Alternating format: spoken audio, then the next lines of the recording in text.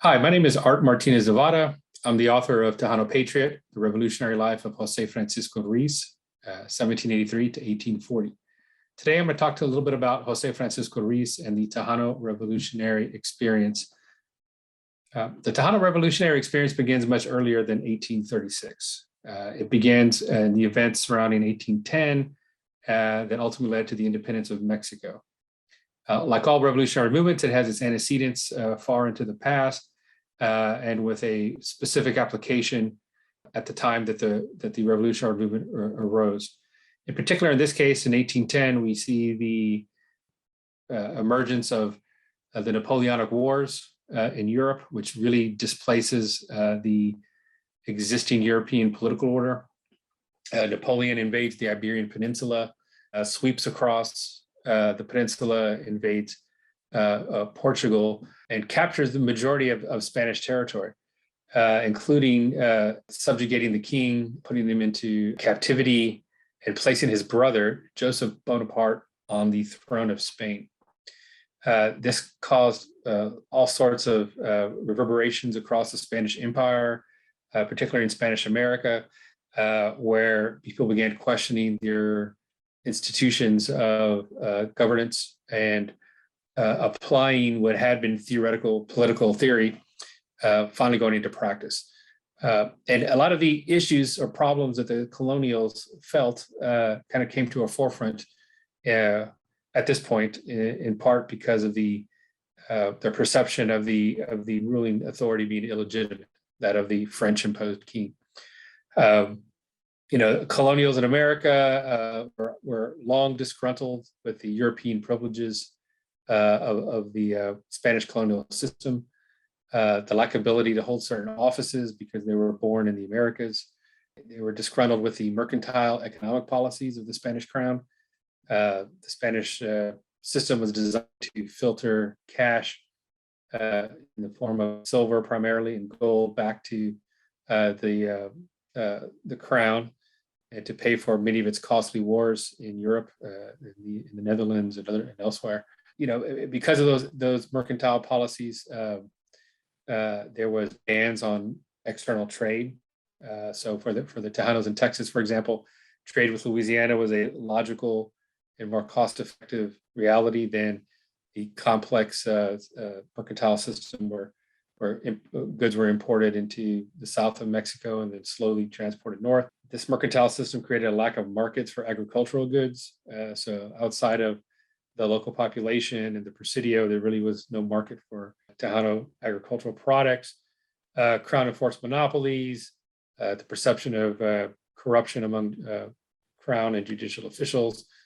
And of course, in Texas specifically, concerns over frontier security, a lack of adequate provisioning, and the lack of population. So in 1810, with this French, with these Napoleonic Wars causing disruption, there was a rise in what we term as Mexican liberalism, an assertion of provincial identity, a longing for political disunion with Europe and its colonial project, and we see a divide among colonials in Spanish America over this issue, where certain groups want to maintain, I guess it would be termed conservative groups, want to maintain ties with the motherland or to establish a similar monarchy in the Americas, whereas other groups are looking to the American United States experience and the French Revolutionary experience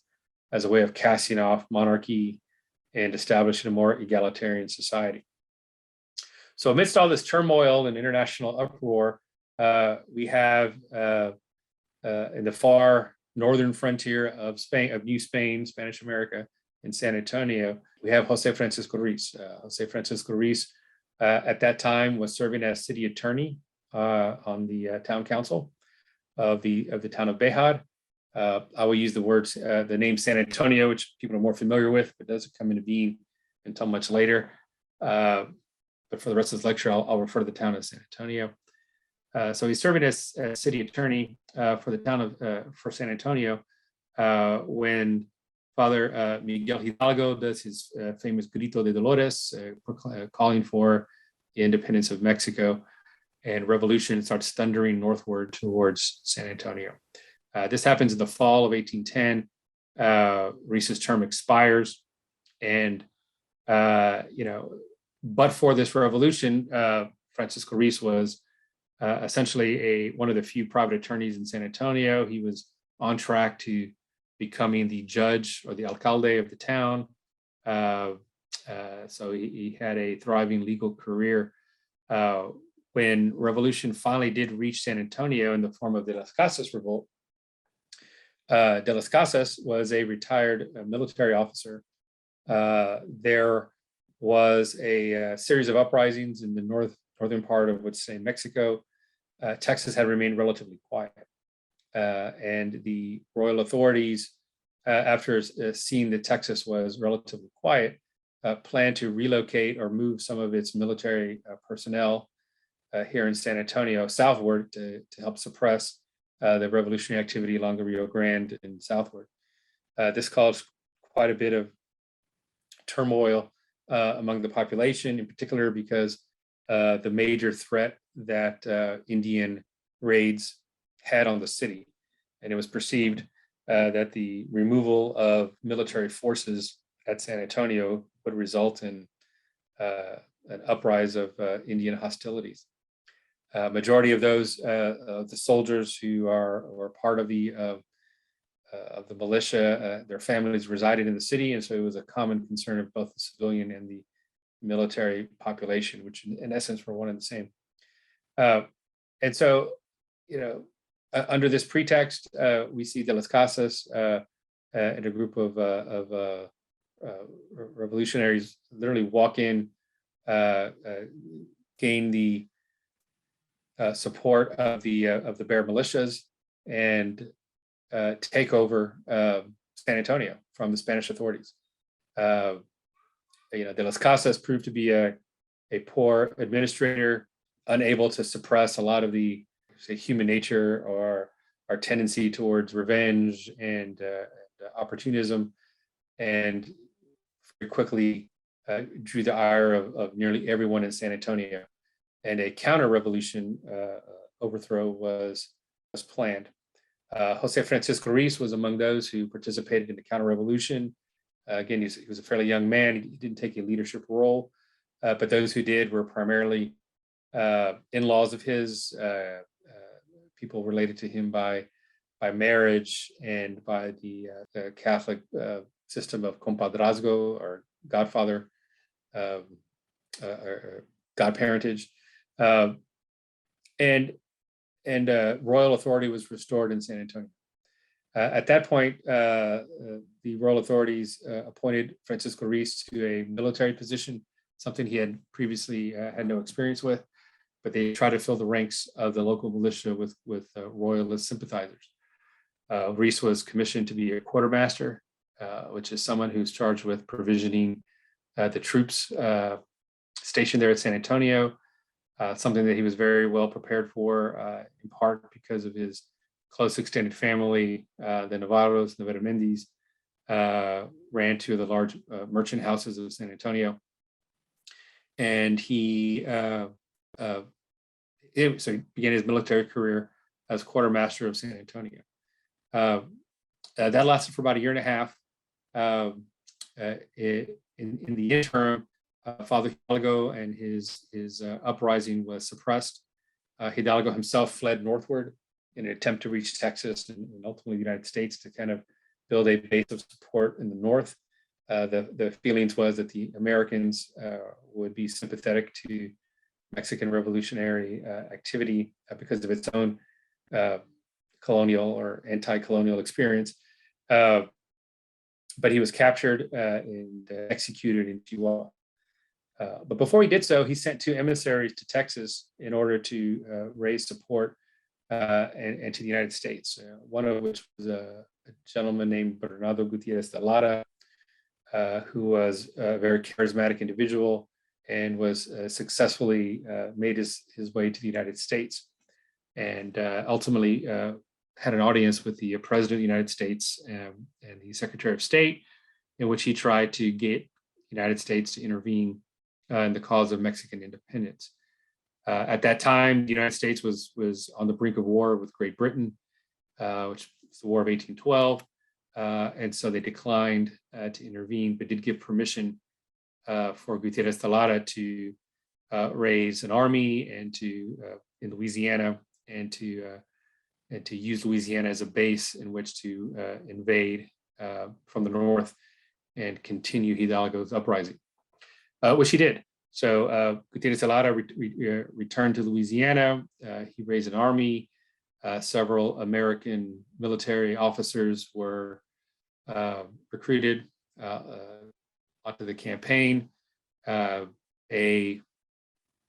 propaganda campaign, if you will, was begun with the printing press, and these monographs were smuggled into San Antonio and elsewhere in Texas, promoting the liberal cause. At some point during this time, José Francisco Ruiz had a radical political conversion, where him being a staunch royalist initially, with every reason to support the royalist system, his social status, his career, the relative stability that he had in life at that time, all leaned for him to, or all would have normally supported him continuing to be a royalist. But he had a political conversion, and he began an illicit correspondence with Gutierrez de Lara across enemy lines while he was still in the Spanish army.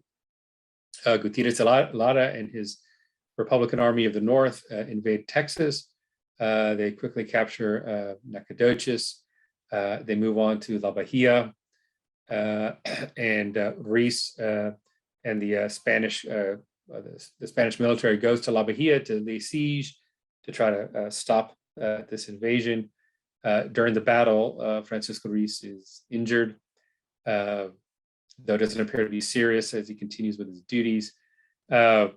Ultimately, the siege fails, and the revolutionaries move towards San Antonio. And it's at this point that we have the lone surviving correspondence of Francisco Ruiz during this period with the revolutionaries. And it's a letter that he writes to Miguel Menchaca, who's the head of the Tejano forces under Gutierrez de Lara, in which they discuss issues of independence. Francisco Ruiz discusses the temperament of the his Spanish superiors, and they discuss how to take San Antonio without a siege or without having to devastate the city. And Ruiz even notes, the illicit nature of the correspondence by discussing how he's writing at night, quickly at night. And so we see here this first revolutionary act, if you will, a recorded revolutionary act of Francisco Ruiz in aiding the Republican Army of the North take San Antonio without bloodshed. And ultimately that occurs. And so Gutierrez de Lara and his army capture San Antonio. Francisco Ruiz, along with most of the Bear militias, take an oath of independence in San Antonio in 1813, which is a wonderful document that if you haven't read, I suggest you read the 1813 Declaration of Independence. It lists all the grievances that we've discussed of the colonials against the Spanish Empire, and they set about establishing an independent Republic of Texas within what they aspire to a future independent Mexico. At this point, there's a lot of turmoil among the revolutionaries. We've got a battle between leadership between Gutierrez de Lara and an individual named Alvarez de Toledo. We see a difference in aspiration between the Tejano forces and the American forces. And without getting into all the details of that, there's many resources on that. the Revolutionary Army is very divided. The Spanish obviously do not accept this revolutionary uprising to just lay low, and they respond with a strong response. We've got Joaquin de Arredondo, the Spanish commander in Tamaulipas, brings his army northward to respond to this takeover of San Antonio. There are several early battles, including the Battle of Alazan Creek, which is notable in the career of Francisco Ruiz for it being his first military command. It is a resounding victory for the revolutionaries. And ultimately, the two armies are pitted for a final determinative battle at the Battle of Medina. Now, Medina occurs south of San Antonio. Its actual battle site has not been located. There's recent efforts to do so. Hopefully they will be successful. But at Medina, we see an army of Tejanos fighting for these liberal causes, for an end of European privilege, for what they perceive an end of what they perceive to be unjust economic policies. And it's the largest battle in Texas history. And we see hundreds of Tejanos and their Anglo and Native American allies defeated at Medina. There's a lot of historians debate a lot for the cause of the defeat. I think in large part there's general agreement. It has to do with a lot of the divisions among the army, the lack of a unified command. Ultimately, Miguel Menchaca, who was I mentioned earlier as the leader of Tejano forces, is killed in battle. Francisco Ruiz at that point is the highest ranking officer. He was second in command. He picks up the command of the Tejano army, leads several rushes into the Spanish lines with the Tejano cavalry, all of which are repelled, and ultimately leads the army, or what's left of it, off the field of battle, and they retreat to La Bahia. The Spanish army then moves into San Antonio and imposes the old Roman punishment of decimation, which is the roundup of the men of the city and the random killing of a tenth or a number of individuals daily. Kind of this devastation happened for over the course of a month or so. Many of the men were corralled, again, publicly executed, their bodies dragged and displayed in the Plaza de Armas. Most of the women are corralled in the Quinta, which is the Indian trading post, and they are publicly stripped, and or several are publicly stripped and humiliated.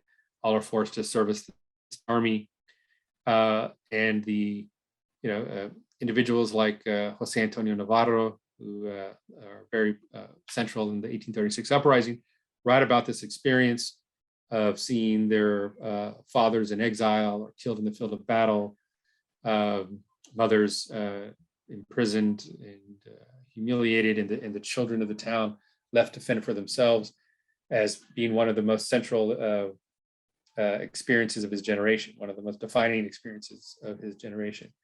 And so when we think of the individuals who rose up in 1836, it should not be forgotten that these were either young youth or young individuals in 1813 when they experienced this tyranny of the Spanish army, and understood very clearly what it was like to lose an uprising against a powerful central authority. So while this occurs in San Antonio, Ruiz and the remaining survivors of Medina first learn of Arredondo's atrocities in San Antonio, and they decide to flee to the neutral strip in present-day Louisiana. And the neutral strip is a thin area of territory, a strip of territory between the Sabine River, which is the modern border between Louisiana and Texas, and the Red River. There was in dispute. Both Spain and the United States claimed the territory. So by agreement or by treaty, it was agreed that neither power would have a presence in that area. So this ultimately created a no man's land, if you will, or an area without authority, without any kind of government or governing authority. I guess the perfect place for a political military exiles. The neutral strip was known to be a haven for pirates, for escaped slaves, and all sorts of ne'er-do-wells. And the Tejano rebels fled there. They resided initially on a ranch called Santa Barbara Rio Hondo, which was a ranch that Francisco Ruiz's brother had acquired while he was a Spanish presidio soldier. There was an encampment there. We know from the Spanish military accounts, they sent spies, and there were various accounts of the activities of these rebels, that they resided on that ranch, that they initially began attempts at agriculture. It's described by the Spanish as Bayou Pierre, but it's near Bayou Pierre settlement, but not the same as Bayou Pierre settlement, though that name is often used. Several of the men then decided to join Andrew Jackson's army and fought at the Battle of New Orleans. But Ruiz and several of the main leaders came to have a bounty placed on them by the Spanish authorities. And so they really couldn't show themselves in Louisiana or in Texas because of this bounty. They were wanted dead or alive. So what did Ruiz and his fellow revolutionaries do? They began a illicit arms trading with the Comanche and continued a proxy war against the Spanish that lasted for about 7 years. So munitions and arms were purchased in New Orleans. They were transported up to Natchitoches, Louisiana, and they crossed into the neutral zone. There are several warehousing accounts of the rebels, including Francisco Ruiz, that can be found in Natchitoches. Then they followed what was termed the Old Comanche Road, which brought them near Natchitoches and up to the Red River. Francisco Ruiz developed a particularly close relationship with the Tenawa Comanche, which is a ethnonym or a term of Comanche groupings that was very short-lived, but occurred during this time. Ruiz traded arms with the Tenawa Comanche. He led expeditions. He went to war with them against the Osage. He traveled as far, we know, as the Arapaho up in southern Colorado to trade. He traded with the Lipa Apache in West Texas. And for those 8 years, supplied and funded these Comanche and Apache wars, particularly against the Spanish. This really infuriated the Spanish authorities. They wrote many reports about this illicit rebel activity, and which was very effective. At one point, the governor of Texas even suggests that they abandon weapons, suggesting that every horse, every mule has been raided and stolen by the Comanche, and they have this persistent threat. Because of this, because of this aftermath of Medina, the population of Texas is greatly reduced. Many have flee the province. Those that remain have a very difficult time because of the persistent Indian raiding. Ranching becomes nearly impossible, and the province is very depopulated and impoverished. This situation only comes to an end with Mexican independence in 1821. And ironically, Joaquin de Arredondo, the Spanish commander at Medina, is then the Comandante General of the internal provinces. So basically the military commander of all of multiple provinces there in northeastern Mexico, reaches out to Francisco Ruiz, offers a pardon. He tells him that independence is imminent and we need to stop these Indian wars, and they commission Ruiz as a peace negotiator on behalf of Spanish and then soon to be Mexican nation. He agrees. He accepts a pardon. He begins to provision for his expedition. Peace treaty is quickly had with the Caddo, and then Ruiz and his expedition leads out and negotiate first the Lima Apache, and ultimately with the Comanche. His negotiations with the Comanche are quite notable. It's the largest gathering of Comanche warriors that we know from the historical record. Approximately 3,000 met on the Red River. A 3-day conference was held where the issues were discussed. Ruiz, his arguments to the Comanche were that the Mexican nation is different than the Spanish, that they were fellow Americans, they were not Europeans, and that the emperor, Augustine, the emperor of Mexico, was born in America, so he was an American like them. And ultimately, a treaty is negotiated in which the Comanche are given Mexican citizenship, where a certain number of Comanche boys will be transported to Mexico City each year for education to facilitate mutual understanding and benefit. The Mexicans agreed not to travel through Comanche territory without passport, and likewise the Comanche agreed not to travel throughout Mexican territory without passport, and several other important terms. 5 Comanche leaders, and Francisco Ruiz leads an expedition of these Comanche chiefs, many of their spouses and entourage, to Mexico City.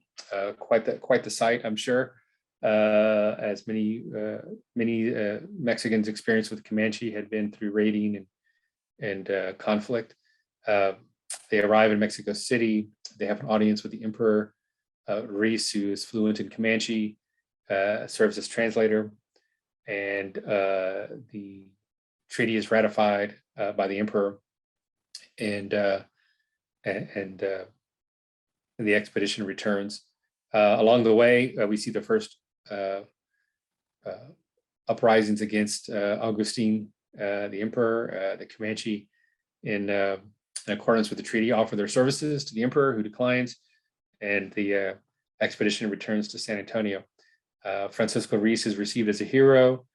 He's given a public welcome and a parade in his honor for his efforts to resolve the Indian hostility issues, and for his willingness to hold out so long in the cause of Mexican independence. Unfortunately, this is short-lived. As soon as the Mexican Empire is overthrown and the Mexican Republic is established, the Congress of the new Republic of Mexico chooses not to fulfill the terms of the treaty, in large measure because it was signed by the emperor. And so within a couple of years, the treaty falls apart. Ruiz is serving as Indian commissioner at the time, is not given the provisions that are required under the treaty, and within 2 years, the treaty falls apart and Indian raiding resumes in Texas. At this point, Ruiz is kind of an outcast. He was a revolutionary for so long and had been fighting the Spanish military authority directly at Medina and then as a proxy with the Comanche, that his fellow Mexican officers were one and the same. And so there was a lot of hostility towards Ruiz. He had to write to the president numerous occasions to get a military assignment, and ultimately he was given so and was given in charge of the Alamo de Parras Company in San Antonio. And it took the Fredonian uprising for Ruiz to get to kind of be reconciled in the eyes of his military compatriots. So at Fredonia, we have an uprising in Nacogdoches. We have a declaration of independence. And without getting into too many of the details, Ruiz and many of the units in San Antonio and elsewhere around Texas respond. And the Fredonians initially had negotiated the support of the local Indian tribes, the Cherokee in particular, and other tribes to support their effort. And Ruiz, again, using his experience as an Indian negotiator, goes out and renegotiates their neutrality, which becomes a central reason or development in the ultimate defeat of the Fredonian uprising. At the end of the campaign, Ruiz is given command of Nacogdoches, and the Mexican military's retreat. And so Ruiz then negotiates several treaties with various we would call immigrant Indian groups, which are groups being displaced out of the United States, being pushed westward from Jacksonian policies of removal. Again, the Cherokees is one example. Ruiz even sponsors a land grant application by the Cherokee with the state legislature to have them settle north of Nacogdoches. At this point, we see that the cause of the Mexican liberals, have achieved their goal of an independent Mexico. Initially, it was done in the form, as we spoke of, a monarchy, and within a couple of years, the Mexican liberals displaced the monarchy and established a republic. And this kind of sets the tone of this early of this era of Mexican history, of a division between conservative and liberal groups, what are ultimately become Centralists and Federalists. Centralists tend to be conservative in that they supported the monarchy or a strong central authority. They are what's often termed metropolitanists, meaning they support the political supremacy of Mexico City and kind of view this new Mexican nation as Mexico City being its center, its urban center, and the rest of the country kind of its urban hinterlands. The Mexican centralists tend to be very supportive of traditional institutions such as the Catholic Church and the army, and they come to be at odds with what comes to be termed the Federalists. The Federalists, with some of the big supporters, are initially like Lorenzo de Zavala. They support a republican form of government, an end of monarchy, a reform of the special privileges provided to the Catholic Church and the army. They believe in a political provincialism, the idea that each province or state was sovereign, and that the national government was a federation of these sovereign states, not too far removed from the early understanding of the United States. And they became political opponents, and so Francisco Ruiz and most of the Tejanos became supporters of the Federalist cause for several reasons. One, their initial uprising was inspired by Gutierrez de Lara, who was a charismatic supporter of Hidalgo's revolt. They also, for political reasons, Texas was had a very low population, as I explained earlier. And when the Constitutional Congress met for Mexico, Texas was one of the only prior provinces that was not granted statehood in the new republic, and in large part because of its lack of population. And so there was a big dispute over what to do with Texas, whether it would become a federal territory like other low population areas like Baja California, or could it be attached to Coahuila as a department of another state until such time that it gained in population. Now, among the general population of Tejanos, people tended to support federal territory status, but the Tejano elite, particularly Erasmo Seguin, who was the Texas's representative at the Constitutional Convention, had several correspondences, including with Francisco Ruiz, over the benefit of attaching Texas to Coahuila. In part, their main arguments were that it was much easier to control and dictate policy from a state legislature than it is from a national Congress.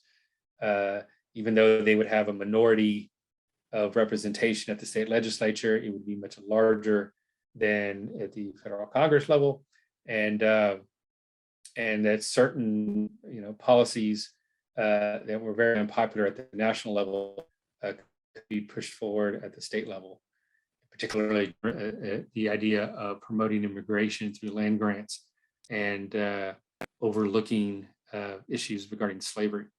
Ultimately, that political program was achieved, and as a temporary measure, but it has kind of established the political framework of Texas during the remainder of the 1820s and early 1830s. And we see a series of political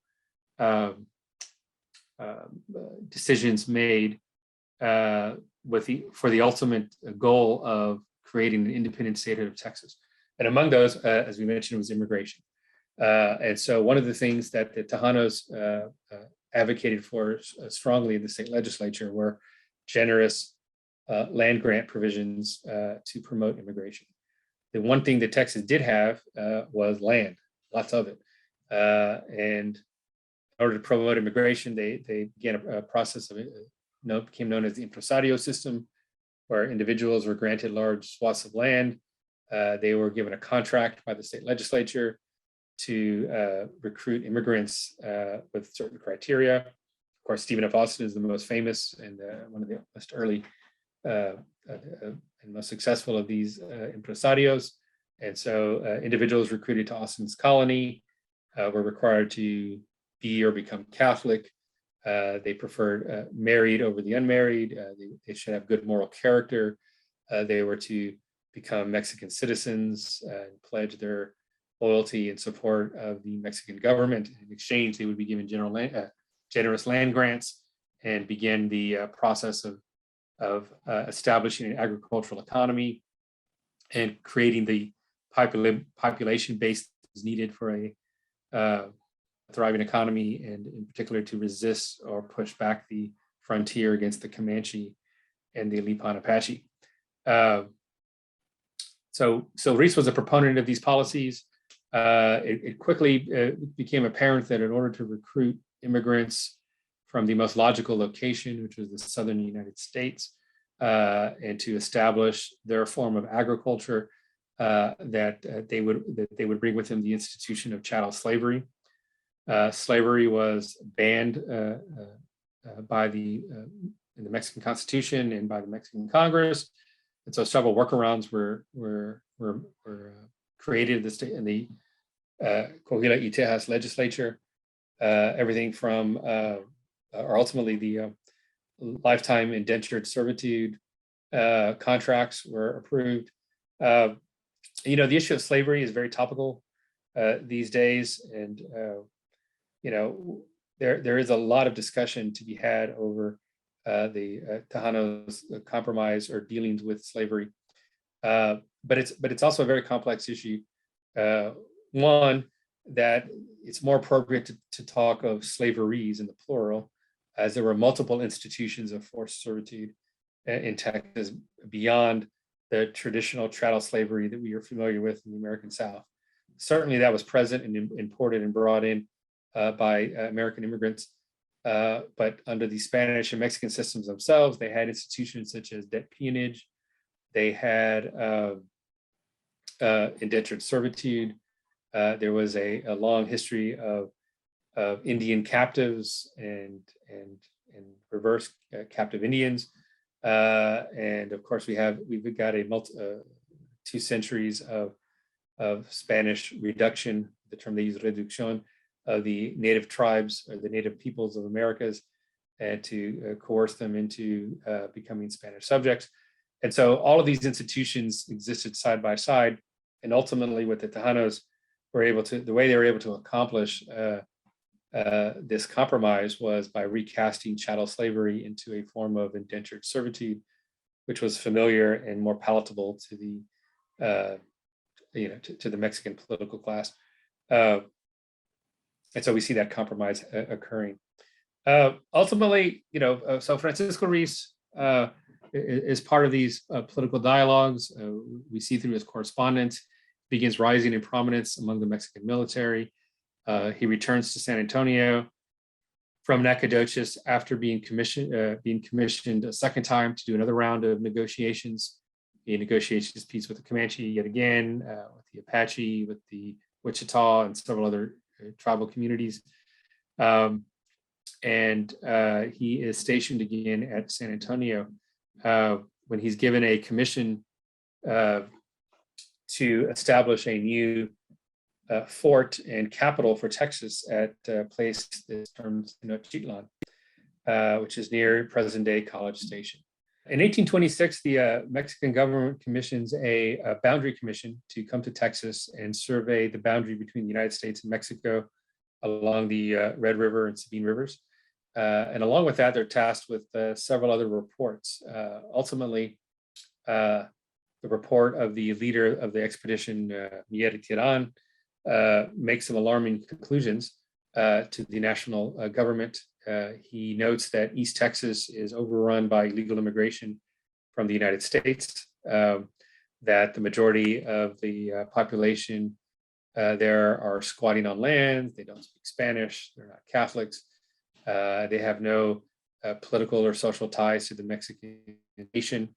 He concludes that if something isn't done immediately, that Texas will soon be overrun by American immigration and more than likely would be lost and annexed into the United States. So in response, the Mexican Congress issues a series of reforms that affect Texas directly. They ban American immigration. They rein in a lot of the impresarios and the impresario contracts. They cancel many of them that have not have gone into fruition yet. And they commissioned the establishment of 5 new military outposts in the midst of this area of American immigration, all of which are given very Mexican names. The one that Francisco Ruiz is tasked with forming is Tenochtitlan, which is the name of the Mexico City before the Spanish conquest of the Aztecs. Others are Anahuac, which is the name of the Valley of Mexico. There's Lipanitlan, which is kind of a Nahua version of land of the Lipan Apache. And so they're given very native Mexican names in the midst of this Anglo settlement. And so Francisco Ruiz is tasked with forming this one. It's near present day College Station. It was in the upper Austin colony. Its location was chosen because of its centrality. It was hoped that it would become a new capital for Texas to kind of balance the population from, now San Antonio being the western edge of population and this new large immigrant population in East Texas. It was also designed to be a buffer between Austin's colony and Comanche raids. Ruiz sets out, and with the assistance of Stephen F. Austin, with whom he develops a very close relationship, they find a location and they begin constructing the outpost, which proves to be very difficult. There's a complete shortage of supplies. There's bureaucratic slowdowns in getting a design or choosing whether to build it out of stone or wood. And it's a very remote outpost, and Ruiz is plagued with desertions and other problems of maintaining his command in Tenochtitlan. As an example of how poor the conditions were during this time, Ruiz is tasked with prosecuting a case against the quartermaster of his company for stealing or embezzling monies. And ultimately, the quartermaster is found guilty, and his punishment comes down from military command is frontier service, which was his current assignment. So we see Ruiz and his military company in an assignment that is being punishment for others. So this proves to be very difficult, and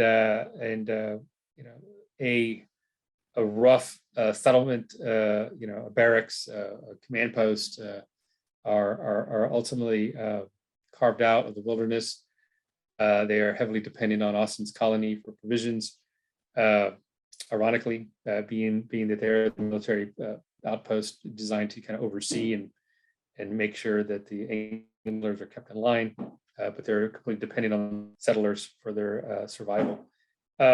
Ruiz is also tasked at this point with immigration enforcement, and we see in him this dilemma that the Tejanos have because they understand the need for immigration for economic and security concerns. In particular, he has to turn away a group of from the Nashville Company who are trying to settle in what's later termed as Robertson's Colony, and deports them back to Nacogdoches. But throughout the process, we see in Ruiz's correspondence that he's sympathetic with the immigrants. At one point, even writing to Austin that he would accept immigrants from anywhere, even hell itself, because of the benefits it has for Texas. So, at this point, we see the tensions between the liberal and the conservative factions in Mexico City come to a forefront. And they are issues of national concern, and I think that they're often overlooked when we look at the history of Texas and its revolution. We often focus on, or historians often focus on, the effects that these national crisis and national issues had on Texas, without kind of looking at them from a broad view. So that we don't have a long time to delve into. I'd like to take a little bit of time to explain those so we can understand the Tejano's perspective of the events leading up to Texas independence. So, General or President Santa Anna is elected. Santa Anna is a military hero. He helped achieve Mexican independence. He was initially a Spanish military officer when the writing was on the wall that Mexico was going to achieve its independence. Several military officers, including Agustin Iturbide, who became the emperor of Mexico, and Santa Anna and others, changed allegiances from the Spanish crown to the Mexican nation. He was seen as a hero of that. His base of support was in Veracruz, which was the main port in the Caribbean that led directly to Mexico City. One of the advantages that those from Veracruz, and he was from a little town above Veracruz called Jalapa, the Jalapeños, had was that growing up that yellow fever was endemic in that part of the world, and yellow fever as a childhood disease is a fairly minor illness that leads to lifetime immunity. But yellow fever, when contracted as an adult, is a very deadly disease. And so Santa Anna had a series of military victories that often involved trapping or luring the enemy into this yellow fever zone and utilizing this form of biological warfare to be successful. He was also very charismatic. He had gained the loyalty of his followers, and ultimately led to national prominence in being elected as president. Santa Anna was ultimately became sided with the liberal cause. He was a reformer, and in this time that he was elected, a ultra-liberal Congress was elected. And so we have this conflict between a liberal president and an ultra-liberal Congress. And the Congress began passing a series of laws that Santa Anna viewed as being too strict or too fast. He was more of an advocate of a slower or a progressive level of reform, while the ultra-liberal Congress was in favor of immediate reforms. And the straw that broke the camel's back were a series of reforms that stripped the Catholic Church of its traditional privileges and the army of its traditional privileges. These are termed fueros in Spanish, and they're institutional privileges, or sometimes privileges given to a specific city or location or category of people. this led to an initial uprising, if you will, among various military units. Of course, it was received very poorly by the general population, who were strong supporters of the Catholic Church, who wanted to see those special privileges, the lack of taxation and other things, other such privileges continued. And in order to quench this political upheaval or uprising or rejection of some of this radical reform, Santa Anna began corresponding with the Congress to slow down the pace of reforms, to revisit them, to do it progressively, all of which were rebuffed. Ultimately, several military units or commanders began expressing their support for Santa Anna to remove the Congress, to overturn these reforms. And ultimately, that's what he did. Santa Anna ultimately suspended the Congress. He called for new elections, with the prior congressman being ineligible to run, and in the hope of then kind of quashing some of this political uprisings against these reforms. In Texas, and I get to oversimplify things. In Texas, this was viewed as a radical destabilization, particularly among the Anglo settlers, who put high value in constitutional forms of, constitutional institutions, government. They too had their series of grievances, which I don't need to go into here. But particularly in Texas, this was viewed as a grab of centralist authority and a rebuke of the Federalist cause. In particular of concern was that Texas would again fall under federal authority.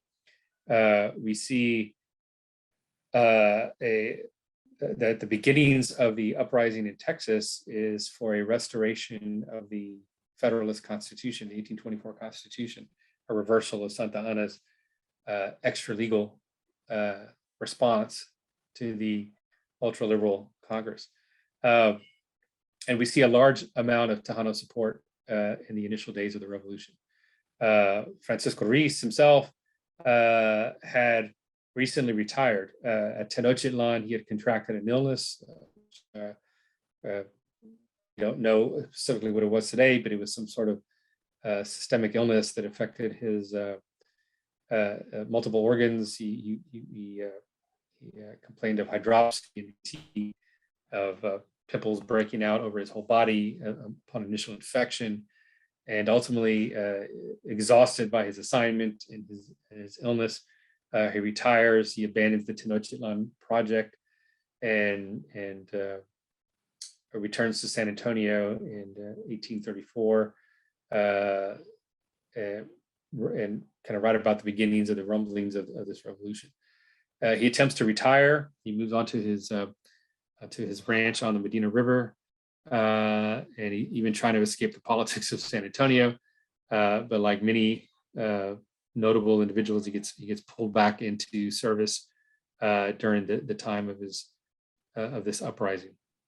When the Texian army began to approach San Antonio, Ruiz and other Tejanos initially supported him, the cause primarily by the donation of supplies.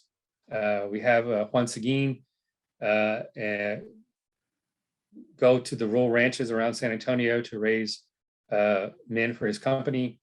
He also goes visits those ranches for the donation of supplies. It's very interesting to see that if you look at the roster of Seguin's company and compare it to those known to have fought at the Battle of Medina, you'll see many second generation Tejanos, in other words, individuals whose fathers fought at Medina, fighting with Seguin in the same company.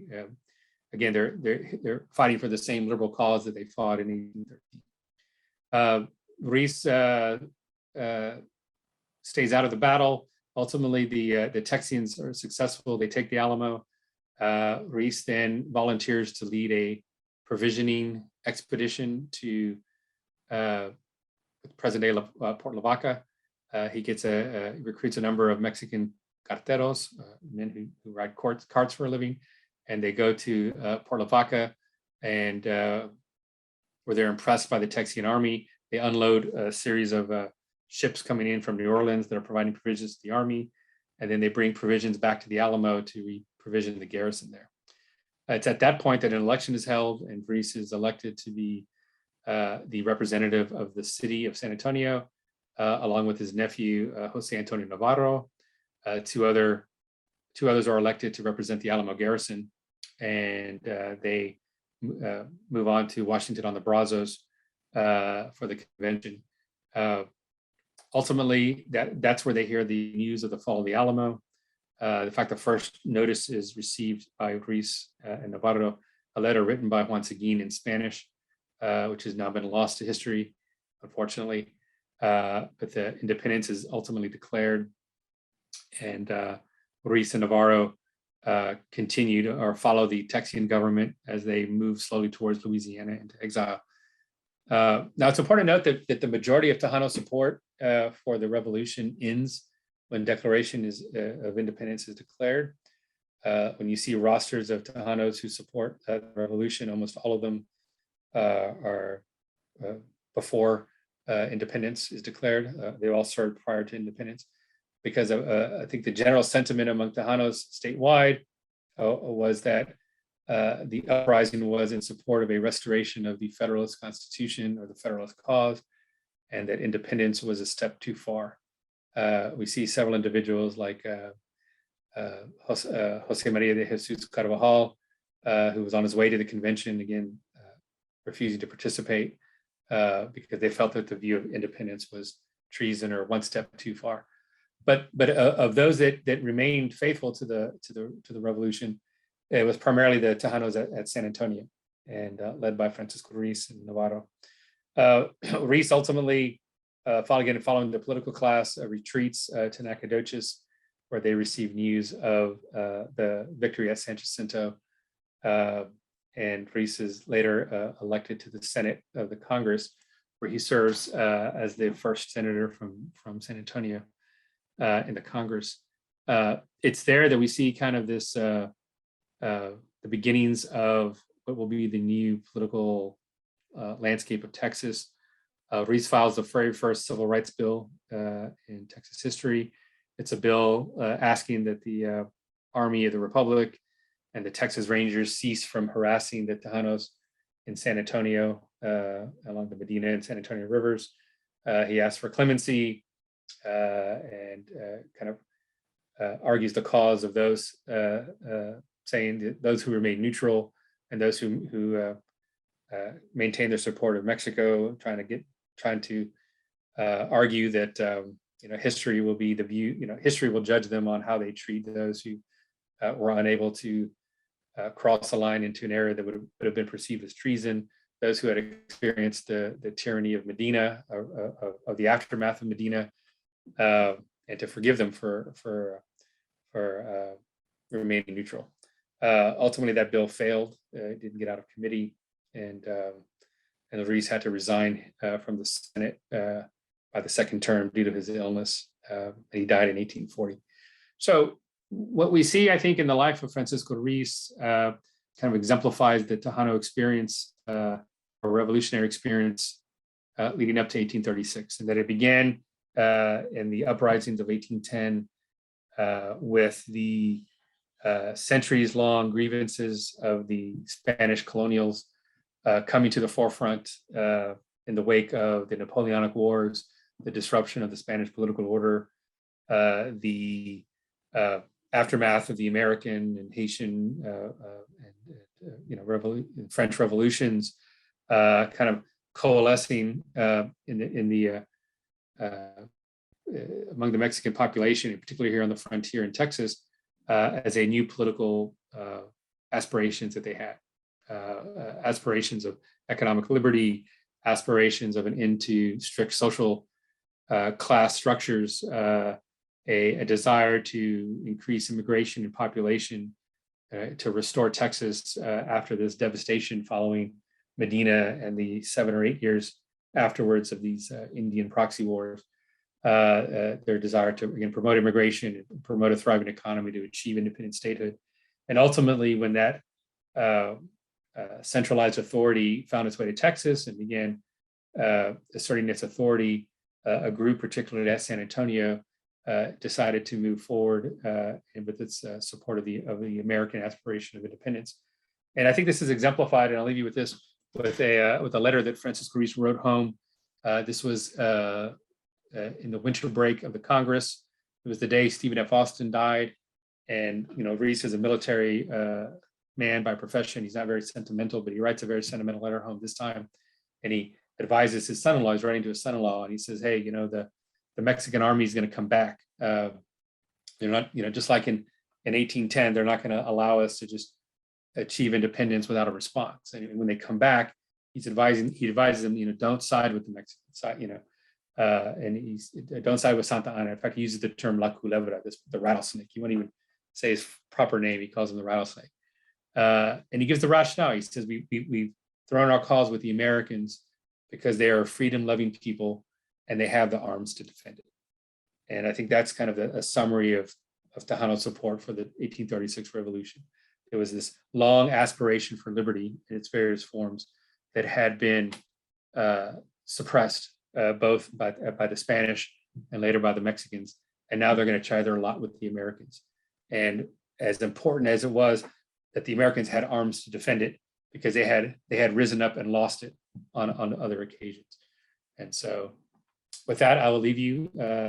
Thank you for watching this lecture on José Francisco Ruiz and the Tejano revolutionary experience.